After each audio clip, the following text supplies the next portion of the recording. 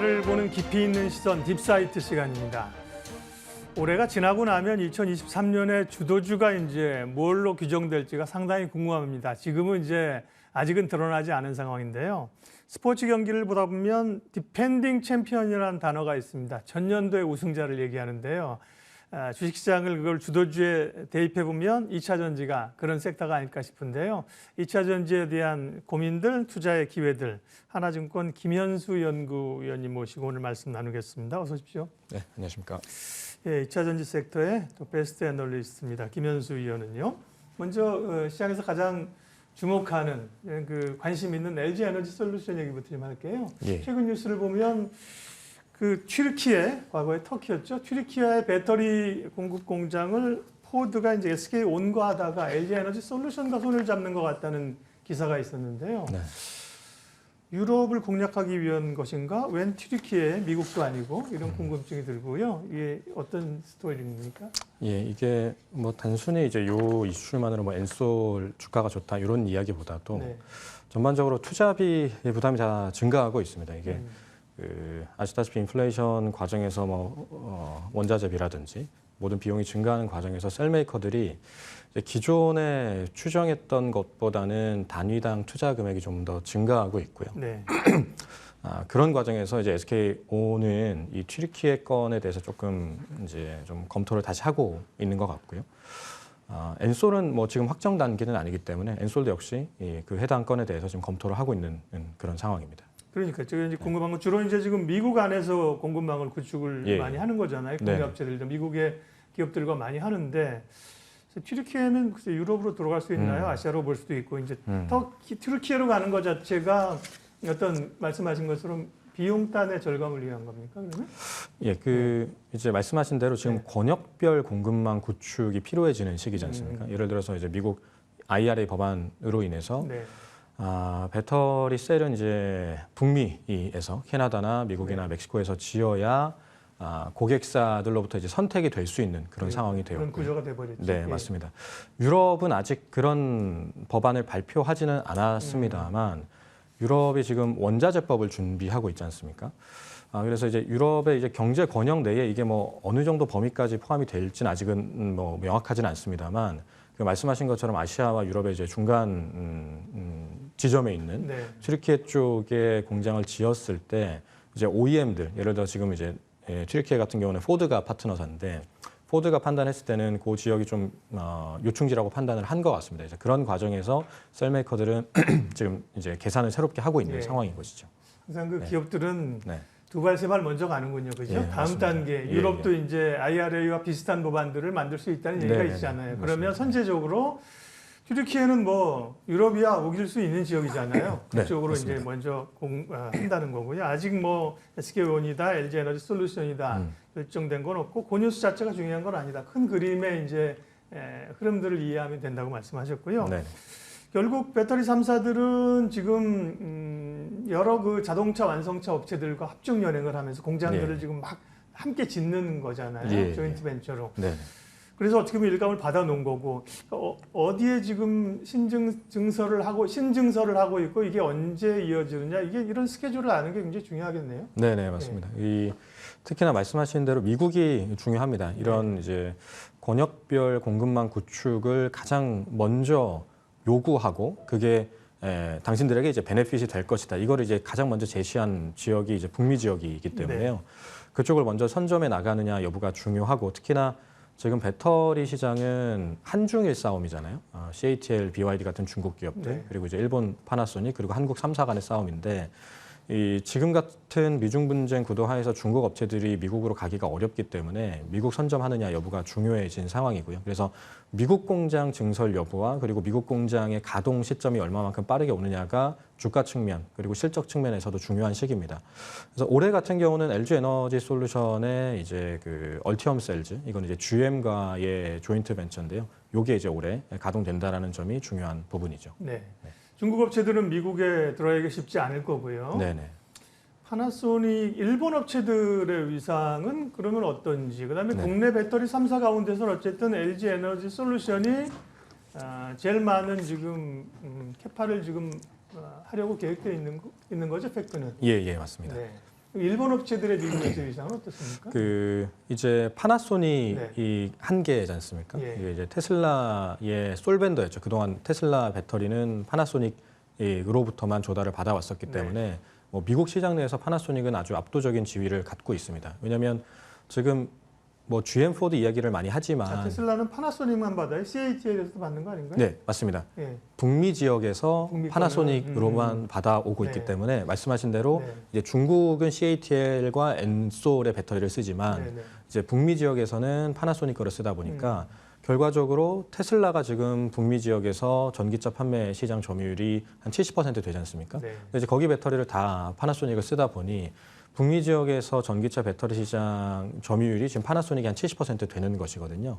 그래서 굉장히 높은데 이제 증설 속도는 사실 한국 업체들 대비해서는 굉장히 좀 더딘 건 사실입니다. 이게 파나소닉은 뭐 이게 사실 뭐 좋다 나쁘다라기보다는 파나소닉의 전략 자체가 굉장히 좀 안정적이고 좀 보수적인 전략을 취하고 있기 때문에 증설 계획은 지금 북미 지역이 한 3, 4년 내에 한 100기가 이상까지 간다라는 계획이거든요. 근데 지금 뭐 엔솔이 한 3, 4년 내에 한 200기가 정도까지 갈 거고 국내 3사 합치면은 한 300에서 400기가 정도가 되는 것과 비교를 해보면 파나소닉은 상대적으로는 조금 더 좀 이제 보수적으로 투자를 계획하고 있는 상황입니다. 네. 뭐 일본 자동차 업체들도 국내 배터리 업체들이랑 손잡으려고 하고 뭐 이런 뉴스 그렇죠. 자체가 그죠. 이상들을 좀 보여주는 거고요.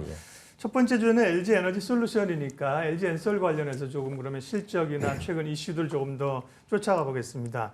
얼마 전에 4분기 실적이 발표됐고요. LG 에너지 솔루션은 뭐 성장성은 막대한데 엄청나게 공장 짓고 하는데 당장 지금 이익이 안 나잖아. 그러게 이제 얼마 전까지 계속 그 화두였었거든요. 4분기나 연간 실적 좀 주정해 주시고 그게 이제 실적이 그러면 내년 후년에 우려했던 것이 이제 해소되면서 실질적 실적이 이익이 막 늘어날 수 있는 구조인지 궁금합니다. 네, 맞습니다. 이 불과 한 뭐 재작년 정도까지 이제 소형 전지 말고요. 소형 전지는 그래도 좀 돈을 버니까 그거 말고 이제 주로 뭐 GM이나 이런 대형 OEM들에게 들어가는 중대형 전지는 마진율이 마이너스였죠. 그래서 뭐 마이너스 10%, 마이너스 5% 이랬는데 이게 이제 구조적으로 흑자 전환한 게 불과 1년이 채 안 됐습니다. 그래서 작년 상반기부터 소폭 흑자 전환을 하였고 지난 3분기에 이제 영업이익률이 중대형 전지에서 대략 한 4% 정도 나오면서 이제 돈을 벌기 시작을 하였고요. 이런 추세는 이제 구조적으로 장기적으로 이제 개선세를 보여줄 거다라고 생각을 합니다. 그러면서 이제 이번 4분기까지 누적을 했을 때 2022년 연간 누적 영업이익이 한 1.2조 원 정도로 이제 마무리가 되었고요. 그래서 이전보다는 확실히 이익의 레벨이 높아졌고 2023년 같은 경우는 저희가 추정하는 게 한 2조 원 정도 영업이익을 전망을 하고 있습니다. 그래서 성장세 자체는 가파르고요. 다만 저희가 매출 사이즈가 그래도 이제 거의 한 30조 정도 되는 기업이잖아요. 엔솔이. 근데 이제 이익값이 한 2조 정도 된다는 건 사실 마진율은 확실히 박한 산업입니다. 저희가. 그렇죠. 그래서 그런 부분들을 감안을 해서 이 수익성이 박한 가운데 충분히 이제 고멀티플을 받고 있기 때문에 이전처럼 뭐 한 해에 2배씩 가는 것보다는 계속해서 이제 가격에 좀 민감하게 반응을 하셔야 되는 시기다라고 저희는 보고 있는 것이죠. 좀 슬로우해질 수 있다. 예, 맞습니다. 네. 그 LG 엔솔의 또 이제 나머지 변수를 좀 보면요. 그 상장한 지 1년 되면서 우리사주 보호예수가 이제 27일 날 작년에 상장을 해서요. 27일 지나고 그다음 주가 이제 월요일인가 30일부터가 매물이 나올 수 있다고. 어쨌든 1월 27일이 기준이고요. 전체 주식의 3.4%, 공모가는 30만 원인데 지금 주가는 47만 5천 원이니까 그 다음에 여타 다른 그 크래프톤이나 이런데 우리 사주에 물려 있는 주주들이 많잖아요. 반면 교사가 있기 때문에 팔고 싶을 거다, 가입할 거다. 이게 나올 수 있는 물량이나 이 정도가 이제 나온다고 했을 경우에 수급에 미치는 영향은 어느 정도일까요? 예, 맞습니다. 이게 지점에 계신 분들도 마찬가지고 사실 기관 투자자분들도 이게 굉장히 좀 중요한 이슈입니다. 왜냐하면 사실 이런 오버행 이슈, 우리 사주 매물 출회가 기업 가치에 영향을 주는 것은 아니지 않습니까? 근데 이게 LG 엔솔만의 중요한 특징이 유통 주식 수가 너무 적다라는 것이죠. LG화학이 거의 뭐 80% 이상을 갖고 있다 보니까 LG화학이 거의 80% 갖고 있으면 유통 주식수가 20%밖에 안 되는데 그러네요. 이제 전체에서 3.3%가 우리 사주잖아요. 100에서 3.4가 네. 아니라 사실 20%로 예, 기준을 예. 잡아야 되네요. 예, 그래서 요게 사실 다른 기업들의 우리 사주 락업 기간 해제와하고는 조금 더 좀 다른 게 이 예. 타격이 좀 있기 때문이죠. 그래서 이것 때문에 좀 노이즈는 있을 것 같아요. 사실 뭐 직원분들이야 뭐 파시는 거야 뭐 자유니까요. 네. 그래서 그 영향이 좀 있을 것 같고요. 수급적으로는. 다만 저희가 이제 보는 건 그것보다는 이제 계속 실적 추이인데 작년 6월에도 한번 이런 일이 있었거든요. 그러니까 그때 이제 IPO 때 대규모 물량 받았던 네, IPO 참여 기관들이 맞아요. 6개월 락업 물량 해제되면서 그날 당일에 5% 빠지고 그러고 그때부터 한 50% 상승했었거든요. 그러니까 물론 지금 여기서 빠졌을 때 50% 그때 상승한다. 물량 비중은 지금 우리 사주 물량이랑 비교하면 많은 비슷합니다. 그때랑 비슷하십니까? 비슷합니다. 네. 그래서 드리고 싶은 말씀은 사실 이렇게 이제 수급적인 이슈 때문에 흔들릴 때는 단기적으로는 좀 흔들릴 수는 있습니다. 근데 네. 그 실적 추이가 증가하는 추이가 확실하다라고 하면은 길게 봤을 때는 항상 그게 기회였던 것은 분명하고요. 그래서 아까 말씀드린 대로 이전처럼 뭐 2배로 보자라는 것은 아니지만 저는 개인적으로는 이렇게 이제 그 수급 이슈로만 움직일 때는 항상 그게 좀 기회다라고 생각을 하고 있습니다. 예.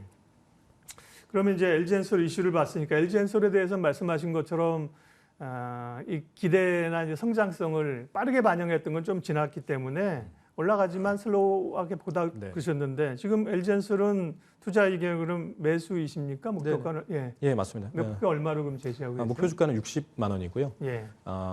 저희가 이제 밸류에이션을 하는 방식이 이제 PE 밸류에이션, 뭐 좀 복잡한 얘기입니다만 EV/EBITDA 밸류에이션과 PE 밸류에이션의 평균치로 하고 있는데 네.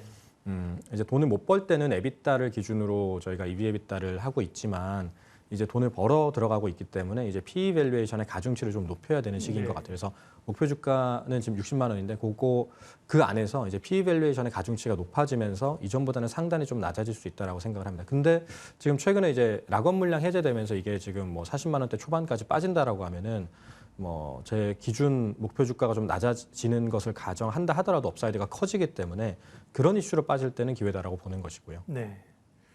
세일 가운데 이제 LG 에너지 솔루션 얘기는 충분히 했다고 보고요. 삼성 SDI나 SK 이노베이션의 상황은 어떻습니까? 뭐 실적이나 벤더나 증설이나 좀 종합해서요.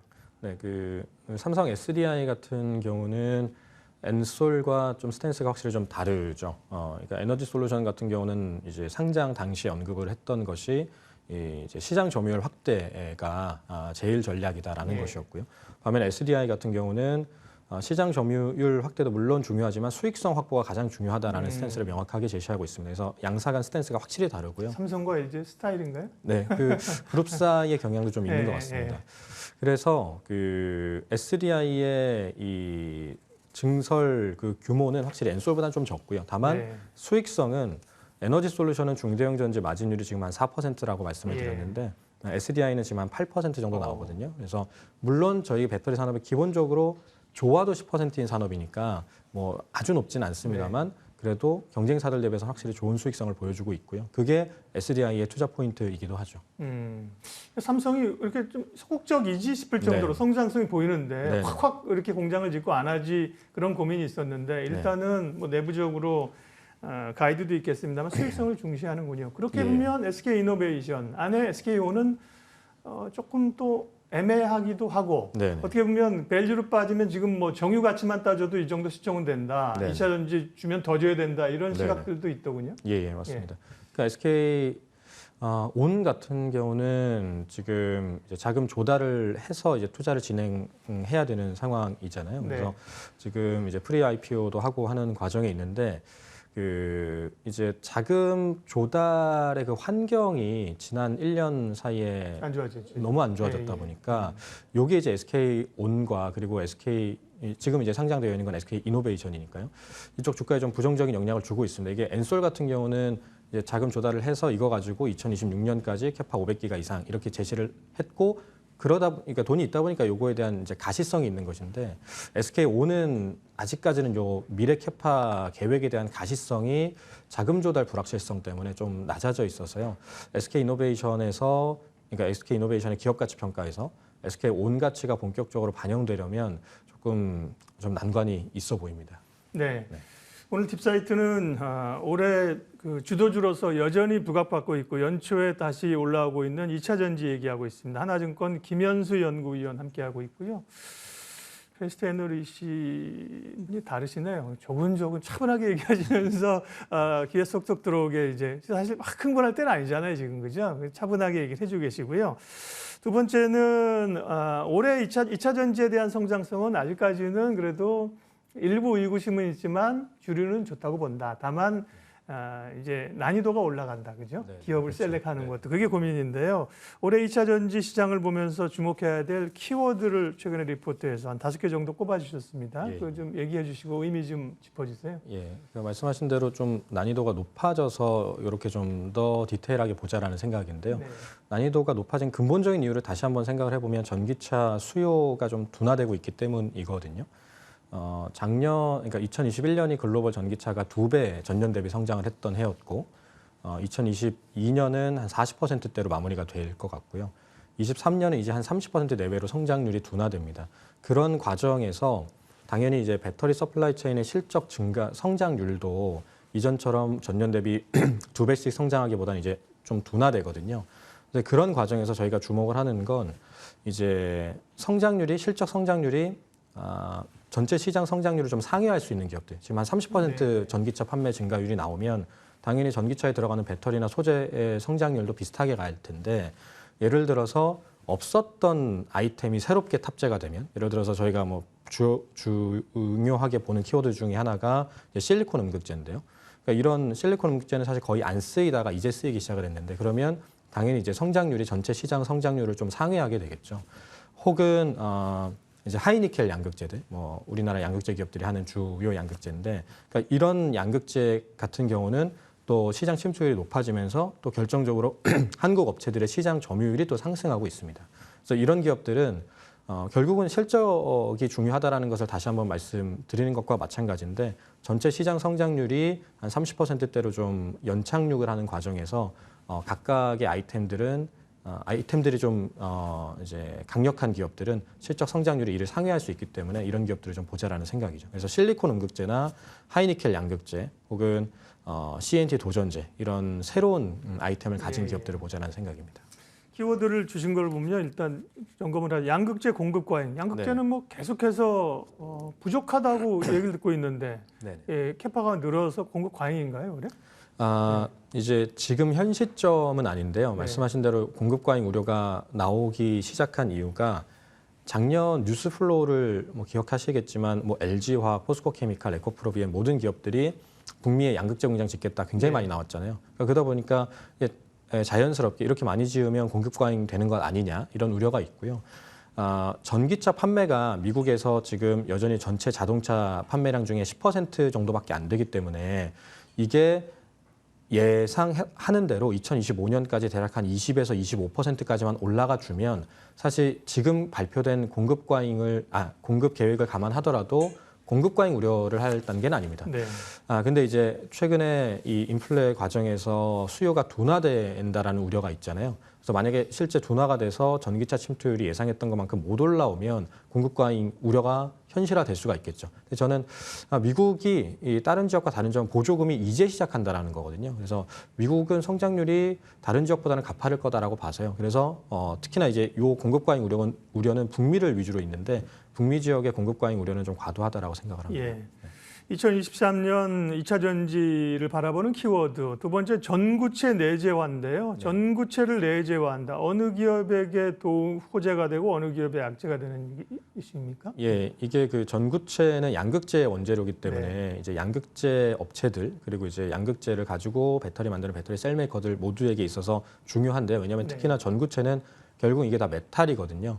근데 이제 유럽의 원자재법도 마찬가지고 미국의 IRA도 마찬가지고 보조금을 주는 기준으로 메탈의 출처가 미국, 특히 IRA 같은 경우는 미국과 FTA를 체결한 국가여야 된다라고 규정을 하고 있잖아요. 그래서 이 전구체를 한국 기업들 같은 경우는 한국 내에서 이제 내재화해서 소싱하느냐 여부가 굉장히 중요해졌는데 그래서 지금 LG화학을 보면 고려아연과 조인트 벤처를 설립하고 그리고 이제 포스코 홀딩스와의 협업을 강화하고 있는 모습들을 보여주고 있죠. 그래서 지금 뭐 저희가 이제 그 개별적인 종목들을 추천드리기보다는 큰 틀에서 이 전구체 내재화를 잘 하는 기업들을 봐야 되는데 그런 기업들이 이제 양극재나 이제 셀메이커들 중에 이런 이제 좀 대기업 자본들 이런 쪽이 전구체 내재화를 잘 해나가고 있는 기업들입니다. 네.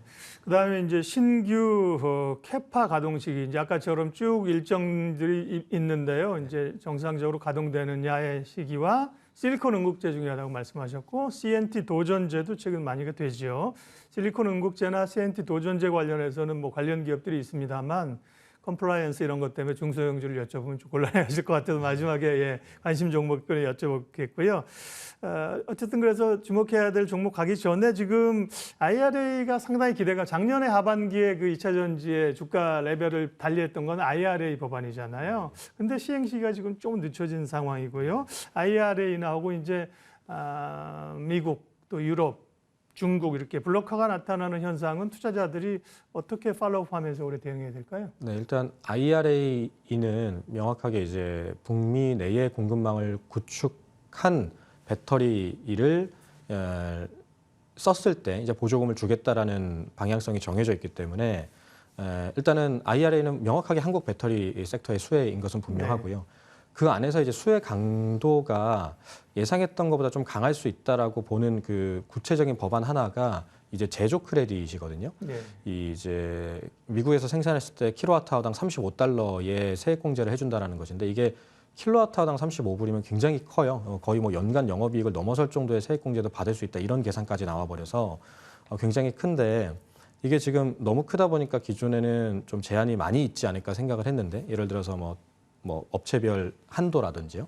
근데 그게 생각했던 것보다 강하지 않고 실제 그냥 수혜가 있을 것 같아요. 있는 그대로. 그래서 그게 지금 구체적인 시행령이 아직 명확하게 나오질 않았는데 말씀하신 대로 이제 3월에 나오면 지금 저희가 이제 파악하는 바로는 한국 셀메이커들이 굉장히 유리한 방향으로 나타날 가능성이 높아 보여요. 그래서 그게 나오면 사실 저희 뭐 SDI도 마찬가지고 엔솔도 마찬가지고 특히나 이제 미국에 많이 투자를 하는 엔솔 같은 경우는 좀 수혜가 클 것 같고요. 두 번째 질문 주신 이제 블록화는 이 유럽이랑 미국, 그러니까 본질은 유럽이랑 미국에 중국이 들어오기 어렵다라는 것이거든요. 그래서 그런 과정이라면 중국과 싸워야 되는 한국 입장에서는 유리한 구도다라고 보고 있는 것이죠. 예. 마지막으로 이제 2차 전지는 이제 전기차는 메가 트렌드 아닙니까? 그러니까 사실은 뭐 연초 뭐 반짝하고 이런 뭐 서머랠리 이런 게 아니라 큰 흐름으로 이제 전략들의 시기별로 올 한 해 계속 지고 가야 되기 때문에요. 지금 말씀하신 걸 종합해서 계략적인 2차 전지에 대한 전략, 그다음에 탑픽으로 제시하고 있는 종목들까지 말씀해 주고 가십시오. 네. 제일 중요한 건 결국은 전기차가 잘 팔려야 됩니다. 저희 뭐 여러 가지 구체적인 소재군들 말씀을 드렸지만 대전제는 테슬라 잘 팔려야 되고 GM 포드의 전기차 잘 팔려야 되거든요.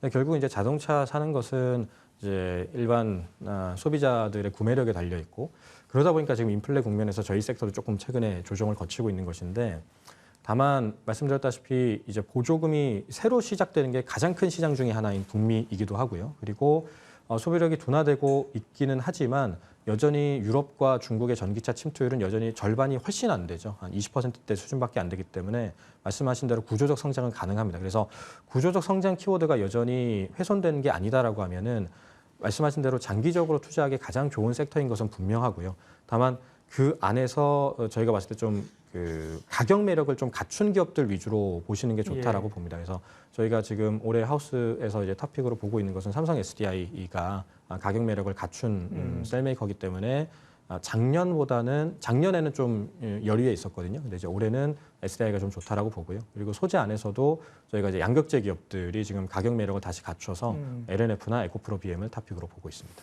네, 오늘 딥사이트 2차 전지 굉장히 궁금증이 많은 섹터이죠. 2차 전지 계략적인 올해 아주 중요한 포인트를 잘 짚어주셨습니다. 하나증권 김현수 연구위원 함께 했습니다. 오늘 함께 해주셔서 고맙습니다.